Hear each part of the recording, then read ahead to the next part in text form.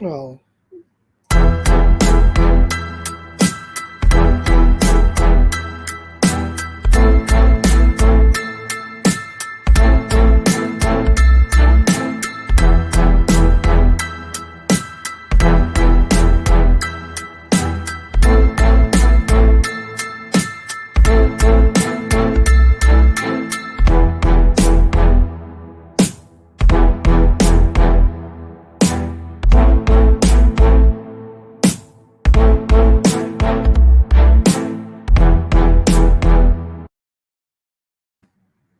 Hello, everybody, and good evening, good afternoon, good morning, wherever you are on your screen.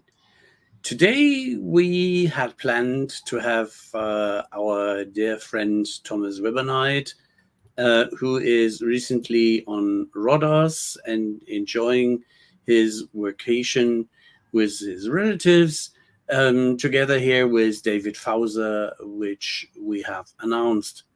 Unfortunately, we have had some challenges with technology, and in the moment, it is just the two of us, and we hope that David will join us soon, as we have a very interesting topic to talk about. And his company, who is in the business of cooling, refrigerating, has what the Americans, not we Germans, would call a proven track record of being in the refrigerating and cooling business. And Simco is the name of the company, is a Canada-based specialist for building over a long period of time sustainable, and there he is, thermal solutions. Hello, Dave. Good to see you. thank you for joining us. Good to see you guys. Nice to see you again. How are things? Indeed. Yeah, the pleasure is all ours. And it is with our Convo 148 that we had you in November last year. I just right, did yeah. a little research. Yeah. It's been a little while, eh? Yeah. But even better to see you live and living, and that you have a lot of cool stuff to talk about. I was just taking the part of the intro, such as you are burning for what you're doing, staying 23 years with one the company puns. in different roles is something. If you would be Japanese, I would say it's normal, but you are not Japanese and not in Japan. So this is something really, really cool. And that is coming directly to you are in the specialty for building sustainable thermal solutions.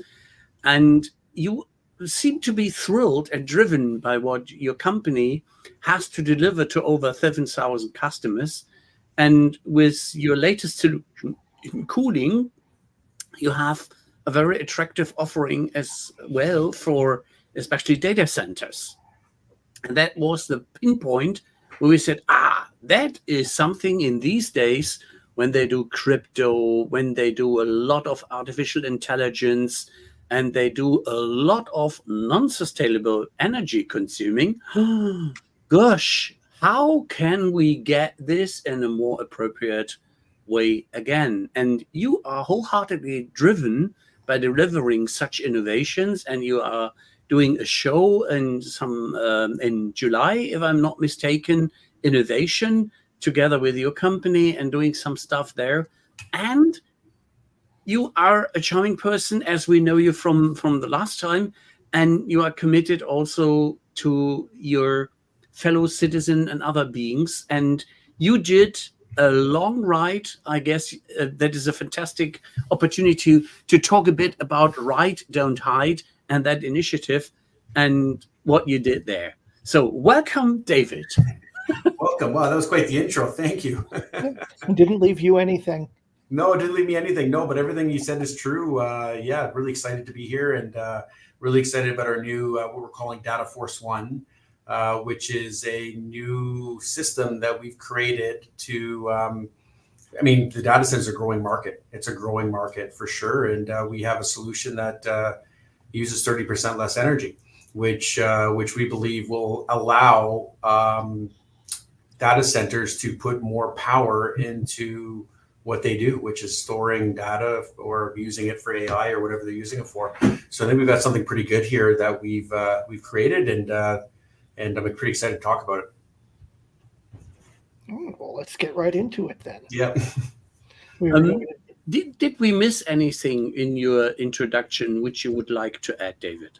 No, not at all. I think that was really, really generous of you to say all those things. I have been here for 23 years, but I guess that's not unusual for this company because I still feel like a new guy around here. But a lot of the times, people seem to stick around here, which is great. We were talking today about recruiting because we're hiring for different roles, and I asked some of the people around the table, like, what would it take for you to leave? And they didn't know. I mean, because it's not about money necessarily, right? It's about we just sort of feel very good here that we can contribute and we've got good products. So it makes coming to work pretty easy. I mean, not every day is easy, obviously, but when you know you've got a bigger picture that you're striving towards, it certainly is motivating for us at this company. So that's a good thing. So yeah, a lot of the staff here have been around for like 30. That's not unusual for us to have a retirement where a guy's been here for over 50 years, which is just crazy. Wow. Right? In this day and age. Yeah. Mm-hmm. Yeah. That is impressive. And that is over the countries I have been visiting and working, not the usual approach, such commitment and feeling at home and feeling like in a warm and friendly, wholehearted, welcoming family environment, to say so. Yeah, even that it's not family, but it is important because you spend many hours per day with these folks and doing stuff to create something else for others, which creates a benefit to them. So we were curious, what is Ride, Don't Hide? Yeah, so Ride Don't Hide is an event that has to do with mental health. I think that was really prevalent. Anybody who lived in a country where you were locked down during COVID really exposed a lot of things for a lot of people. And but I think one of the positives that was created was it made it okay to made it almost socially acceptable to a certain extent to be able to admit that you're mentally you're struggling. And Ride Don't Hide is put on by the Canadian Mental Health Association. And, it's an excuse for a bunch of bike riders to get together, raise a bit of money and go for a bike ride together. And it's an amazing event. I really enjoyed it. And you feel pretty good about it because I think everybody knows somebody who's struggling in some way. And unfortunately, sometimes those people can't get to them in time, and they decide to do something that could be pretty drastic. And so anyways, it's pretty important that we're there for those people, or there's resources available. So that's what thank you so much for asking about it. I really appreciate it, actually. Yeah, thank you so much. Yes, I think it's a good thing. Mental health is something that is unfairly stigmatized. Mm-hmm. Anything we can do to drag it into the light and make it okay to not be okay is definitely a step in the right direction. And it is a very important topic to us as friends and human beings. As Thomas, Marshall, myself, we look in several areas and different countries how the recovery after COVID, and not the business restart, but the human beings restart and getting into the row with the things and routines again, gives us the little challenges. And there are folks which have larger challenges. Yeah.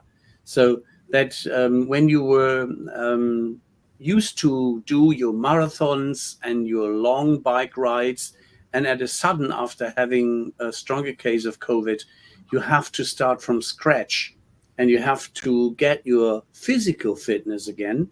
So it's easy to explain that some people which had to be a long time alone or in smaller groups and couldn't really relate and connect to their fellows and relatives, that is a challenge. My son has lived with his former girlfriend, then later fiancée, and now married wife for 2 years in Kuala Lumpur. And they nearly got stuck there when this COVID started. And it were circumstances which were really challenging. And young people as well as elder people do have their impacts out of these situations.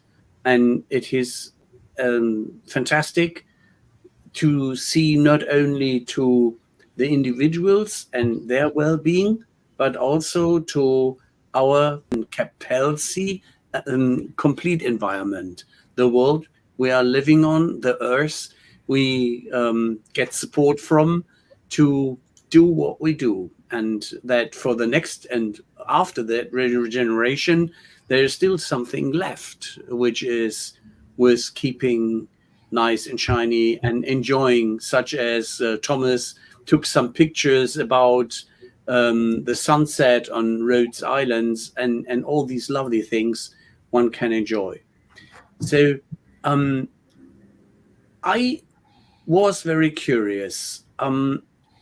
Does the AI hype create a run for additional data centers? And from your perspective, with this drives the immediate need for smarter cooling? 100%. Yeah, 100% for sure. And so I think that that's where we could definitely be in a good position. I think what makes us unique and different, and maybe not so much in Germany, but certainly North America, is that our products use natural refrigerants, and the natural refrigerants happen to be a lot more efficient. And that's the difference, right? So there's not a lot in our technology. We've been making these packages for over 100 years, but it just lends itself and there's to data centers very well. And the other thing that's interesting is that the systems that we build are very robust, right? The welding, piping, and they're industrial systems. Where right now, when we see the systems that are out there, they're more commercial style. And when we're talking about something like data and what these centers are trying to do, I think that we'll be able to really add a lot of value to their operations, energy savings plus reliability. And so I'm pretty excited to enter the space. It's not a big leap between this and food service or food production, for example, right? Yeah. You know, you can't make food without refrigeration. I think like we're in the right place at the right time with the right product, for sure. And we are talking to a couple of businesses, right? A couple of companies right now, and we know that we've got something good here, right? So it's I'm really excited about the next few years here to see how this develops and where we're going to go with it. Yeah. And you just mentioned Germany. You shouldn't be afraid to find a business partner as brother in arms to do the fabulous stuff you do. And as you have that innovation show you have in Canada and Toronto, there is one worldwide leading fair and exhibition in the refrigeration business, which is the Gilventa in Nuremberg. That is a show of all shows. Yeah, I made my homework. Yeah, for sure you have. Yeah, that is the one to go to if you're in the industry, for sure. Yeah, that's the best one. And as AWS, Google, and some others are setting up new data centers in large scale, exactly in these days, it's still the time to show them that they have an opportunity to save their money and to do something good. Because what I just listened to is we have a cool total cost of ownership. We have a really good, reliable, proven track record of that our machines run, and don't intend to break. Yeah, they simply run. Yeah, install and forget, something like that. Like Mhm. in the old days, when they made these construction or these steering machines for when they had these melting pots to create steel. Yeah, this was for me as a young computer salesman a disaster area, because when I sold them one of these scientific processing machines to drive their complete steering, I wouldn't have another opportunity for the next 35 years. Yeah. Which is a Same good thing, right? Yeah, and the thing is, Yeah. because sustainability at these days was not the burning topic, That's right. which is bad. Mhm. This becomes a completely new setting the scene, yeah, and cooling data centers is one thing, but you also mentioned that you do a lot for the cooling chain in logistics for food. Yeah, big time for food, for sure. That's been our bread and butter, so to speak, for over 100 years. Mhm. The other market that I think is really interesting, like when you talk about refrigeration from the very big picture, like there's no such thing as cold. It's just heat and lack of heat, and systems just move thermal energy. And the other market that's really growing for us is district heating and cooling. So we would take like one of our projects is north of Edmonton, Alberta, where we have put in a single refrigeration system, but it's acting as a heat pump. So it's moving thermal energy around, and it's heating and cooling an entire community of homes, which is That a very good market. is exactly. I was just preparing for the latest or the last things in the convo and in the cheat sheet when my wife addressed me and showed me an article and said, "Do you know that you could heat with the energy, the thermal energy, the heat you get out of a data center up to 1,000 homes if you manage to get that thermal warming to them, for instance, in winter time." Yeah. Well, the data center is actually the best. For every unit of energy you put into a data center, it creates 20 units of thermal energy. So that means that it's like 20 to 1. So you picture your gas furnace at home, you're lucky to get like 90% to 1, like 0.9 to 1, right? Maybe 0.95 to 1. Well, the data center, if you're able to capture that thermal energy, you're getting 20 to 1. Right, so it's Amazing. 20 times more efficient than so this is the whole thing. Like when we talk about our issues with sustainability, how we get around, how we heat and cool ourselves, how we make our food, how we make our things, like all of these things that we have to address, every single one of them. Heating and cooling is one of the main things. It's one of the main drivers, and subsequently, as the earth warms, you need more heating and cooling. As we have more population, you need more heating and cooling for more people, more food, et cetera, et cetera. So harnessing this thermal energy as an energy source and thinking about it as an energy source, that is the link that that's the bridge that we have to cross. Because so far right now, people are talking about gas and electricity, solar, all of these different things to power, but then using that thermal energy. So for this development that we did, every unit of energy, we're getting 4 units of energy. But what's even crazier about it, if you are in one house and need cooling and the other house needs heating, we have a geo exchange underneath that actually transfer the energy in between the homes, which again doesn't use any energy at all. So there's lots of really interesting things that we're getting towards, trying to solve some of these issues that we're having, so we can maintain our quality of life. But using smarter ways of doing things. Yeah, I had been thinking just the other day about how thermal energy from, anything really can be recycled as opposed to just pumped out. Apparently, with what you're doing, there is less and less of such a thing as waste heat. It's not waste, it's just not in the right place yet. Yeah, that's such a good point. Yeah, like we would call it waste heat forever, and it just didn't connect with people. Like waste heat, like I'm cooling something. Waste heat, what is it? It wasn't until we actually used that word thermal energy that people started to get their head around. So it's interesting that you saw this about waste heat and connect the dots. That's good that you've done that. But it's it's a pretty hard concept to hold on. I'm making something cold. How do I get heat from that? Right? Like it's really, really hard for people to get. But once you see it, you can't unsee it. then everything makes sense for the things that we're trying to do. Yeah, I mean, anybody who's stood near the back end of an air conditioner knows about thermal energy. That's right. Yeah, Absolutely. it's crazy stuff. So, what's new in that regard? Are we reaching? Which way is the curve going? Is it like this or like this in terms of further reduction in heat in applications? Well, yeah, like I don't even think that we're at the beginning of the beginning, to be honest with you. I mean, I think that right now there's channels in place that say we use natural gas for this.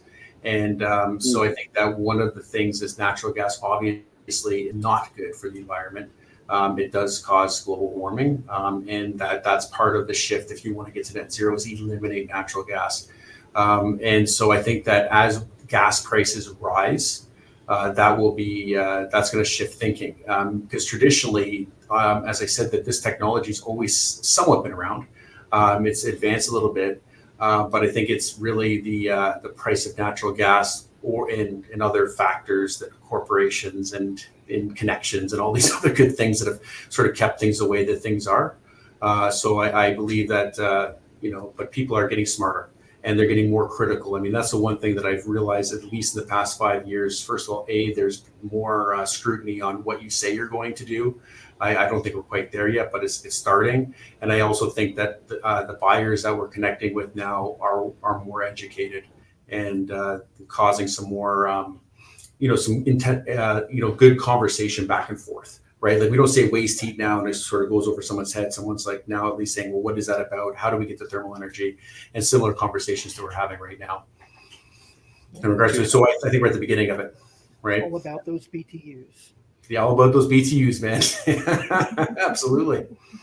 Mm-hmm. Yeah, and it is a fantastic opportunity if you see that every government is struggling with reaching their self-set carbon emission goals and targets, and that it would be an easy one instead of chasing the automobile industry or some fuming industries to do some more filtering, which is good on one end, but that would be a so easy to do move, such as change the way you cool your stuff. Yeah? And it is using solidly proven, fair priced materials and lifetime value for lifetime approach. So you can show them that it is a good investment. Yeah. So what is hindering them? Out of curiosity, please don't forget what you wanted to say. Is there a sweet spot in terms of size or capacity for efficiently cooling not only a data center, but also data sending? What is too small and what is too big to utilize your technology, your machines? Well, the bigger the better. The bigger the better. Okay. Yeah. So I there's a certain data center that I go past when I drive home from work, and they've got like the whole building is covered with cooling units because they treat them as like separate little modules. So when we build a plant, we put one system in, right, and then we have some scalability. And so I think that the bigger, they use a lot of small components. So I would sort of say it's like it'd be like doing a construction job with a bunch of pickup trucks. When if you had a dump truck, it would be like way more efficient. And so I think that's something that the bigger the better, but we can also do small systems as well too. And so like this particular company that we're working with wants to build 80 data centers across North America. And they are, they're medium size, I'd say, like medium size. So I think that whatever it is, we have our own manufacturing shop and we can do customization. And that's sort of what makes us unique and different as well too. We don't have a catalog of things. They can come to us, we can design it, and then we can build it, and then we can send it out to them. And it's going to be relatively the same price. Also have a customized automation team, so we can do customized automation for them.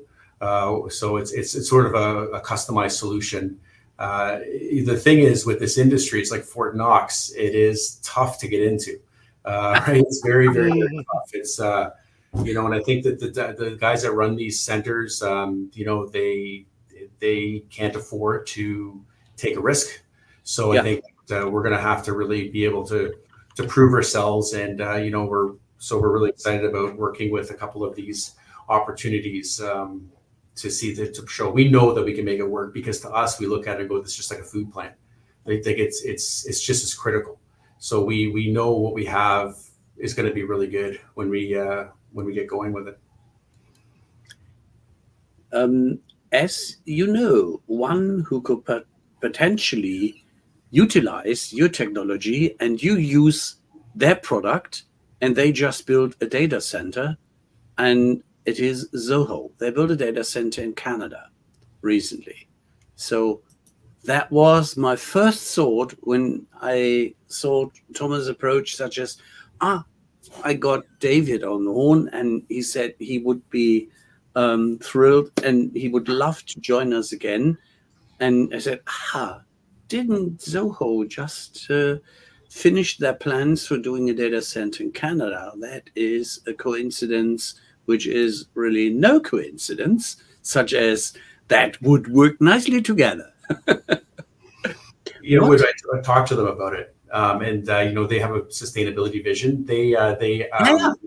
So they're very interested in talking, as well as their sustainable farming as well too. So I've been able to talk to several levels of their company. It's sort of interesting because I'm a big Zoho fan, obviously, and they've done some great stuff. They're very open-minded, and I think that it would just be so. You talk about partnerships when the customer, the supplier becomes when you're it's sort of like would be so exciting to work with them on something like this, right? So it's a very good point. That is an absolute thrilling idea, such as if you have customers which help doing something good to the environment, and yourself have an environmental vision, and out of your thoughts on the environment and delivering a fair value for the cent and the dollar and the money, you have something like a brother in arm who is thinking from another end in the same direction. That is the power of two, which ends up adding in the power of many. Yeah, and I absolutely love that, and I applaud it. Cool. What is the main challenge? What is facing the industry that drove Marshall and myself a bit around? In general, the cooling industry, and then, as you already mentioned, such as going into data centers is like entering Fort Knox. It is a bit of a challenge, yeah. It's a challenge, but I remember when I went to the university, the teacher said, or the professor said at the time, don't get discouraged by the industries or the accounts that are the most challenging, because it means that once you crack the code, it's going to be that much harder for your competitors to crack it as well too. So so I thought that's a piece of advice that I've always taken with me. So I look at it and say, I know we're going to get there because our value proposition is so strong. It's so strong. So I think that that is for sure a challenge, and we don't have the networks within this industry yet, but we'll get there. For the industry itself, the first 5-10 years of my journey here at Simco, nothing changed. It was a very old industry, very old, ways of doing things, and it's just the way the industry worked. And I think that like the past 5 years has been crazy with advancements and designs and technologies. And then I think with that comes a lot of claims of sustainability and claims of things that happen. And I think it's very confusing for buyers right now when they're buying. And there's also consultants that have pre-done specifications, and so there's lots of it can be very challenging to get a new product to market because the channels for buying are so they're so hard to change sometimes. So we've got some great products, but not all the time. It could take us like years before we can, get them off the ground to where we know they're going to work, but to get the market adoption and the sales cycle, it takes a long, long time. So that's definitely a challenge, because sometimes if you're impatient, it can be, hard to stay positive through the midst of difficulty, right? Right. Now, you are the director of sales for Simco. So what are the main challenges specific to sales? Well, I think it's differentiating yourself is a challenge. And then also as the world, as companies are changing, we're seeing more and more consensus buying teams. And consensus buying teams, especially when you cannot get to the other people on the team, right, becomes lowest price a lot of the times, because the guy that you have the relationship with can only help so much, and they can only tell the story so well. But then it comes down to price a lot, and so consensus buying is increasing, and then consensus buying with a consultant in front of consensus buying, because then the consensus team doesn't want to make a mistake, so they hire out the consultant, so they're not being so that puts another barrier in the way. So we find ourselves in that situation where we can't get to seller value. They say follow the specification, and then if we want to talk to you, we're going to talk to you, and then you can try to sell your value at that point, right? So that to me is a terrible place to be as a salesperson, as an organization. About how long is the typical sales cycle? The sales cycle, it can be really fast if they have a really compelling urgency need. Like obviously, if they're broken down and they need to do something right away, it's like whatever it takes, just get it done. When they're planning, it's very expensive. Like refrigeration in a new build is probably 10% of the cost. But if they're doing a retrofit, it's like 90% of the cost. So it's a very big ticket item for them. So they have to plan it out. So it goes through a stage of budgeting, and then it could take up to maybe 2 years or a year sometimes. But again, it depends. If it's a food plant and they've got a new line of popsicles or ice cream or frozen pizzas, if they see a need, they need something, they will fast track it. A couple of years ago, it was all about vegetarian sort of. A lot of the meat plants, which is crazy. The meat plants were changing their meat plants into vegetarian facilities. Really? Yeah, but I don't think that they. Really, because when you look at it, it's is it healthier, right? Because there's a lot of processing that's done. So that market hasn't quite taken off. So then now they're taking out some of that stuff and they're putting back their other lines. And so So anyways, I know it's a long question, but it's nothing's the same. But it could be a longer sales cycle. It depends on the urgency. That is interesting. And you mentioned in your own words that you need to know more about the buying center, and covering the buying center is an important issue. As you mentioned, that consensus-driven team, such as everybody has to agree, cover your ass, and even ask a consultant and somebody else who is giving you either a donation or supporting as you build and buy something environmental friendly, and you get some support from the state or from the country. Is there an opportunity that you can, in certain countries, such as, for instance, in Germany, sell through interest groups or associations? Yeah, for sure, definitely. That's when we take a look at how do we get our leads, how do we find them, the hard way is like cold calling, which is very difficult. But then when you can do speaking engagements, then you can build trust at that point. You're seen as an industry leader. I've actually found that this is basic, but using LinkedIn is extremely effective way of trying to differentiate, trying to break through and get your message out there. And then obviously having a really good, I'm look after the sales, I also look after the marketing for the company. So using a quality marketing techniques can also try to drive some of those things. It's all about getting in early and shaping the opportunity, right? Like it's all, it's really basics. Nothing I'm saying is going to knock someone back going, holy cow, that's revolutionary. This is just, as much as you sort of talk about these things and try to analyze them, it goes back to the basics, relationship driven, understanding the customer and the opportunity where you have the value, and then trying to get in early. And that's all things that help out. Okay. Industrial cooling doesn't strike me as the sort of thing that sells well door to door. Yeah, you can't. I mean, unfortunately, with our business, and that's such a good point. Like, we can't. We're sort of at the mercy of the market, and it's been pretty tough the past quarter, especially in the food and beverage.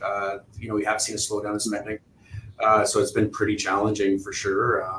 And that's why we're so interested in these newer markets where it's a blue ocean. Think about things like district heating and cooling, data centers, EV stations for new cars, car production, all brand new markets that need technical expertise and industrial thermal solutions. And I think that's where we can, try to help us through weather the storm of the food production space where it is right now. That is a very good point. As you mentioned, EV filling stations, to say so, such as where you can get your electric car, your electric vehicle reloaded, uploaded again with some fresh energy. And if you use high-speed loading, you need efficient cooling, because there's, I just saw one of these in Valencia, which was a high power drive. And I imagine if you are having such a supporting power up station on a highway, that you, with one of your machines, could give the cooling for all of these 10 to 20 setups, if it's for the fast chargers, the supercharging devices for Tesla or for other brands. Yeah, absolutely. And then if we could use that for the heat the gas station afterwards or something, then it's like it's like anything. Like, I mean, and I think that's again, I don't want to be too salesy here on your show, but it's somebody could come to us with what you just said, and we could figure it out for them, right? Because we have the engineering staff that we can say, okay, how's this going to work? And as a matter of fact, we get excited about it, right? Because that's the type of thing that, that's what these engineering guys just love to do, right? It's just So.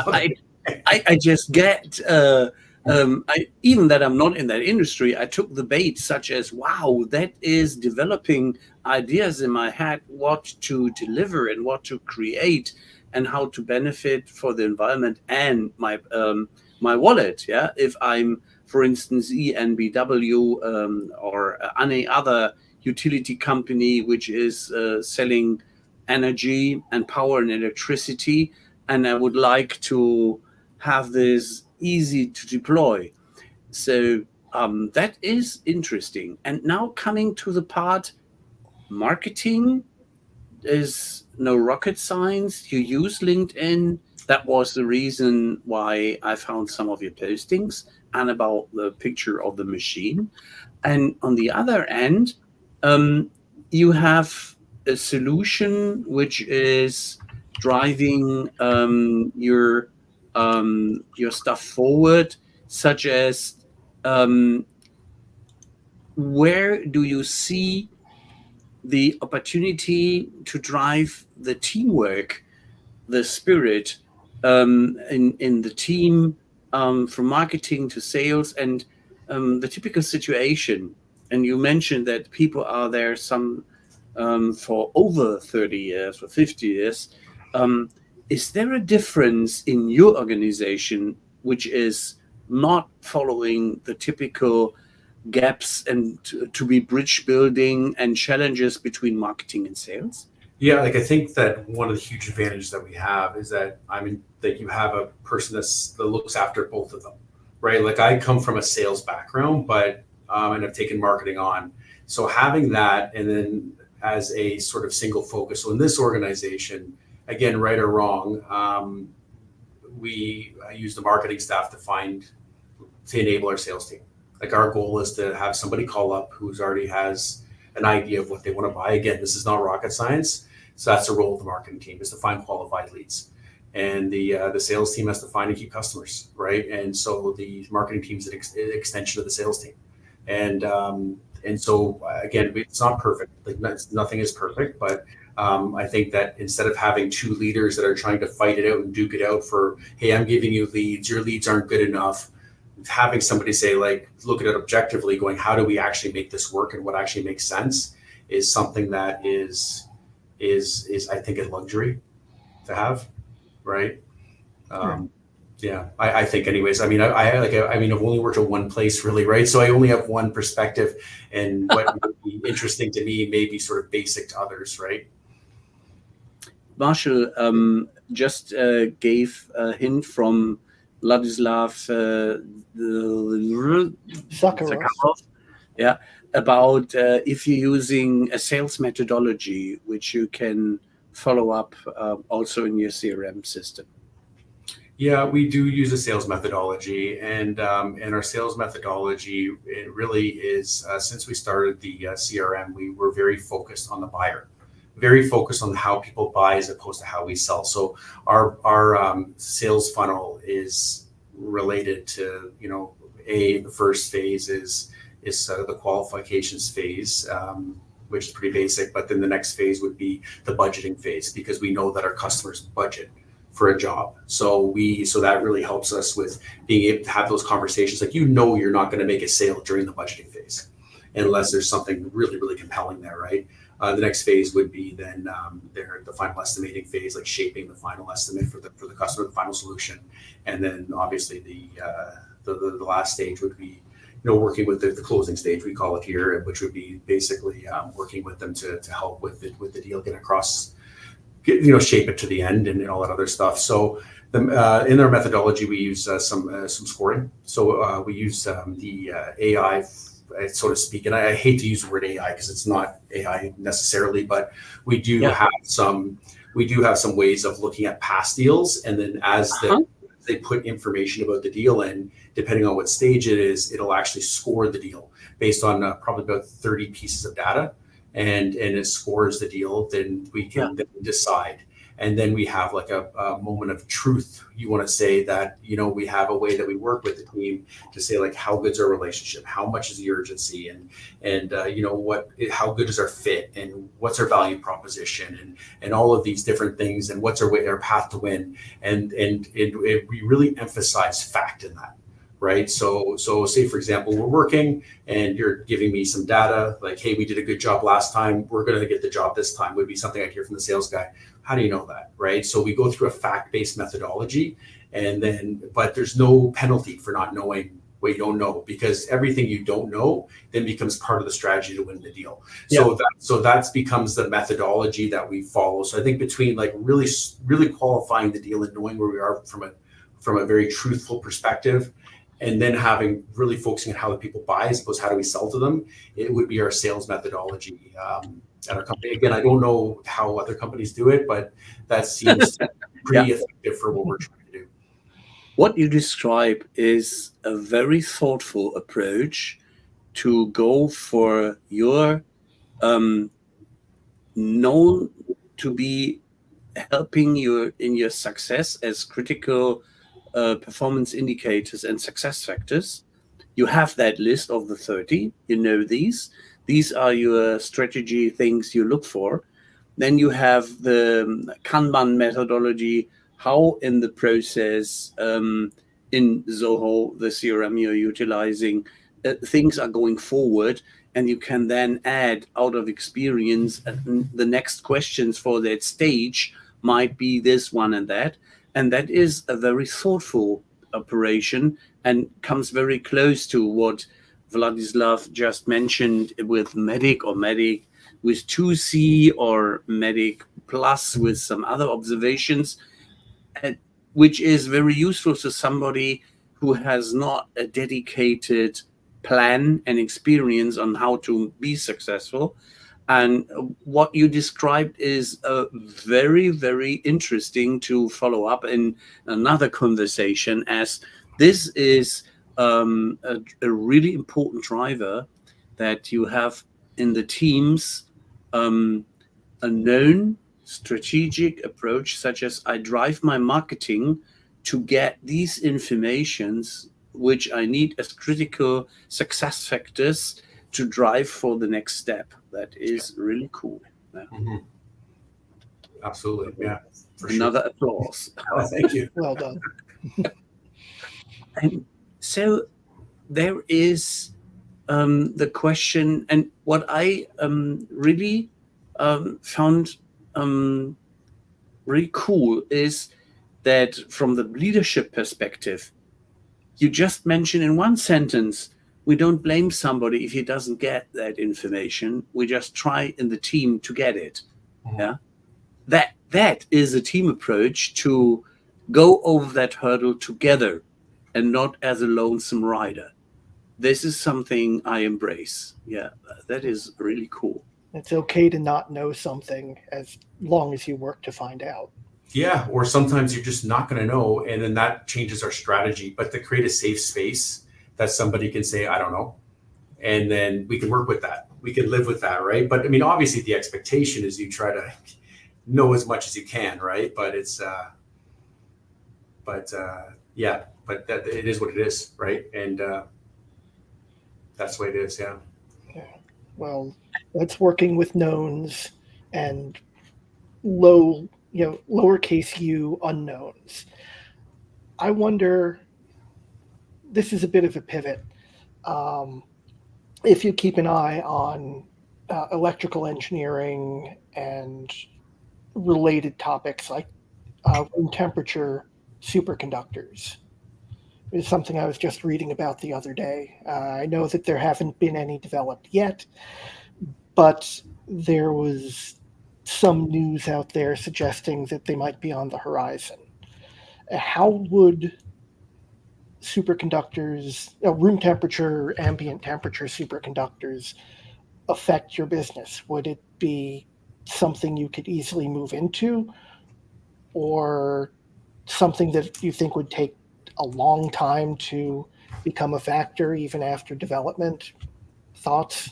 Yeah, that's I have not thought about that, but I think that I would like to think about it. I think that any application that requires a space to be at a certain temperature, regardless of the application. I mean, we could either say we can't or can do it, but regardless of the operator. So I don't think that we could build the conductor itself, but if they had some sort of requirement for a room, or they need to cycle some sort of fluid back and forth, then we could certainly provide them with an industrial solution for that. That's customized for them. So that's interesting. I'm going to look into that now, because that could be a fourth market that we're going to get into, right? It's a fun topic. It's kind of futurist, but then every couple of years, some scientific group publishes a paper thinking they may have found one. It'd be awesome. I hope that we do. I mean, I really do, right? Yeah, we'll do some amazing things. Mm-hmm.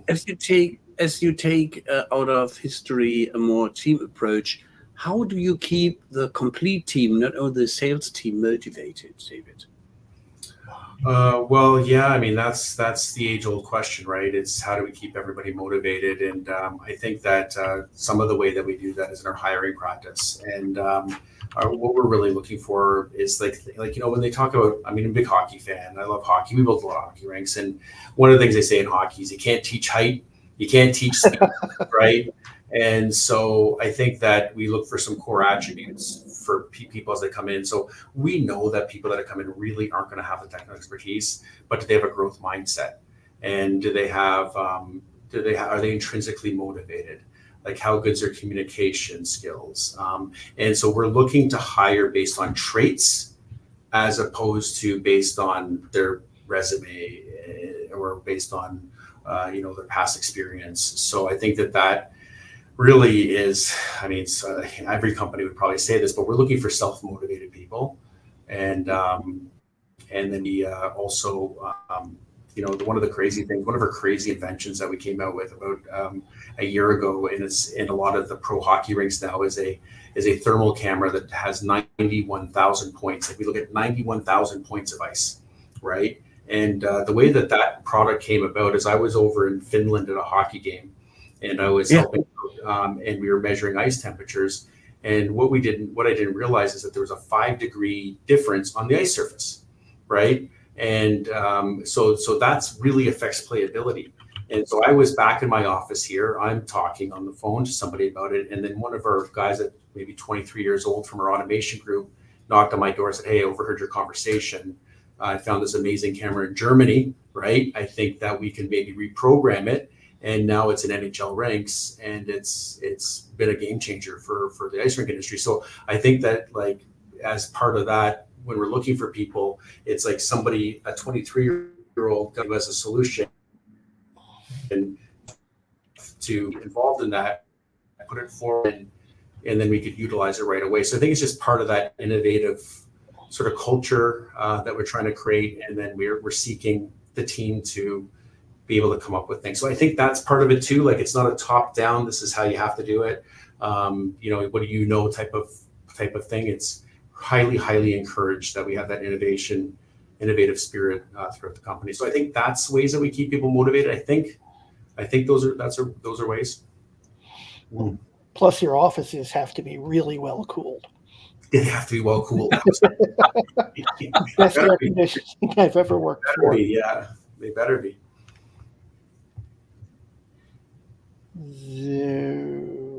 There are some fancy titles these days. And when I looked into your LinkedIn profile, there was not mentioning that you are the CSO or the CMO or the CRO. You are in Director of Sales and Marketing, or Marketing and Sales, whatever you position it. So is there an inflation these days for the C-level stuff, for just the normal things?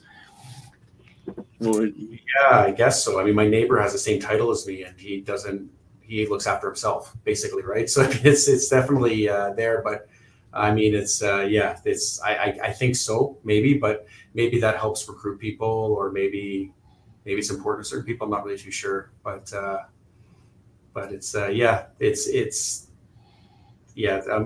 just the way that it is, I guess, right? Yeah, I guess so. Mm-hmm. What is a project of your heart, where you would say, like you mentioned that with the camera, because that is no coincidence that we have now the European Soccer Championship running in Germany. Yeah. And there is one product which is not known to a lot of people. It's SAP Sports One. Mm-hmm. And this is building a lot of intelligence and knowledge gathering with one of these cameras. And they have used this over ages from the last World Championship and developed it further on. So they have, for the sports industry, to say so, some very smart gear, which is measuring movements, temperature, a lot of aspects, and they naturally use AI. So what would be a project of your heart where you would see that it could motivate your whole organization, your whole company, your whole teams to go crazy for and support that? Yeah, I think that would be our Thermal Force One product, right? Which I think, because for being Canadian and growing up in Canada, hockey is part of what we do. Like, I had skates on when I was 2 years old, and I was indoctrinated into the culture, and my parents aren't even from Canada, right? So it's just what happens, right? And so so I think that they've always been, like, I also grew up in a small town, so the rink becomes the community gathering place, and you would go watch other kids play, or you'd be there for some event, or people get married at the hockey rink. Like, it's a real sort of community focus. And I think with our Thermal Force One product, which essentially would provide the cooling for the ice rink for free when we're able to heat and cool the community. So the ice rink becomes a byproduct of the, and so the other thing too is, in Canada, there's always a shortage of ice time.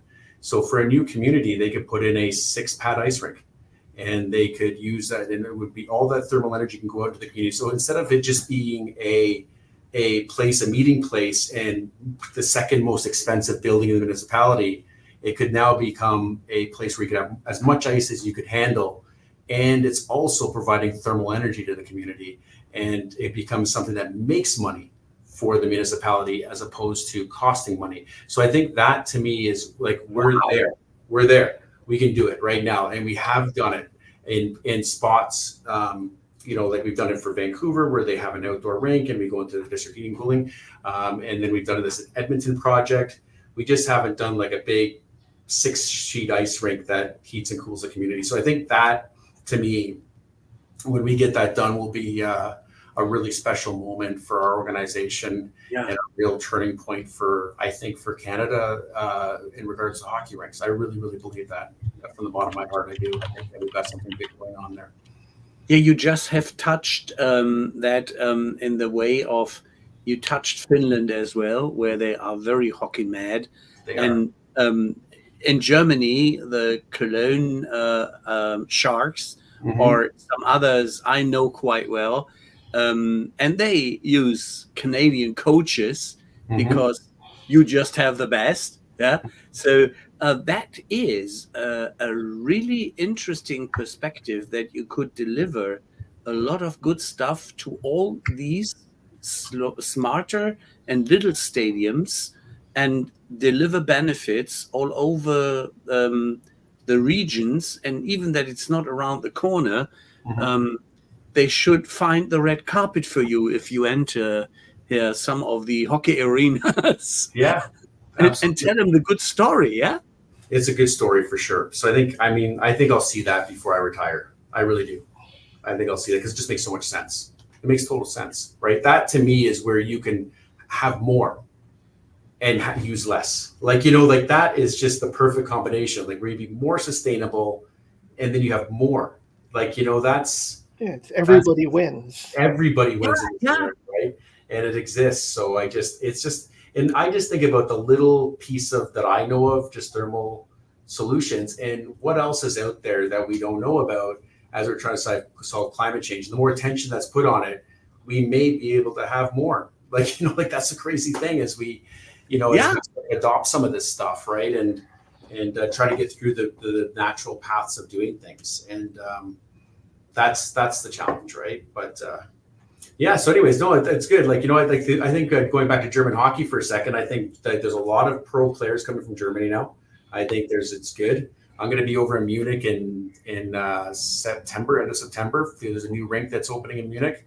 So I'm going to be checking that out. And then oddly enough, there's a guy with the same last name as me that plays in the German league. And my son has become a pen pal with him. And the guy's been so nice to my son. He sends him stuff and they become friends. So cool. I think that's pretty amazing that they've been able to develop that relationship together. And so I think it's really good. So I'm really excited to see this rink in Munich. So that is now the starting point for Marshall to go for the outro.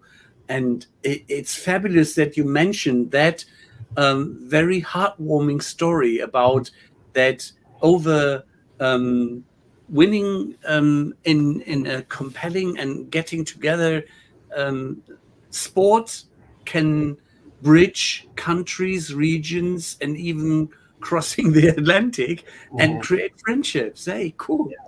And beyond friendship, what you're able to do with heat pumps, moving thermal energy around, it's something people need to think more about. So is there, in your way of thinking, a way that regular folks like Ralph and I can help raise awareness?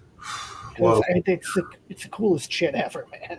Oh, thank you so much. Yeah, I just think anybody that you know in the data center space that you could introduce me to or would like to have a conversation, we would be happy to look at it technically and see if there's a fit. I mean, that would be the best way you could help, because we just have to, as I said, we've got things that we're working on, but we have a product. We need to have someone take a chance on us, essentially. All right. Well, I will utilize, before Marshall is making the outro, I will utilize my connection to Nuremberg first, because I was the manager of a show placed in Nuremberg, CRM Expo, and I know the managing team in Nuremberg Fairground. So for the next Julventa, I guess you will have a very interesting schedule to manage. Oh, nice. Be fantastic. Promise we will use our network. Now, over to you, Marshall. Okay, well, I'm just going to wrap it up because that's been our convo. I think we have covered everything we wanted to cover in a very quick hour. David Fauser, again, thank you so much for joining us, giving us something to talk about and something to look forward to in terms of heating and cooling. Tune in next week when we'll be diving into how content creation can be driven forward and automated with smart AI integration, or if it should be done, with our guest Nicole France from Contentful. We had the other gentleman had a good conversation with her last time that I unfortunately had to miss. So it's going to be great to continue the discussion. Hopefully you can join us for that. So take care till then. Looking forward, and thank you so much, David, for a really thriller-like hour we could enjoy and learn a lot and take away a lot of positive thoughts. Thank you very much. Thank you, guys. We go backstage, and please stay with us. Farewell.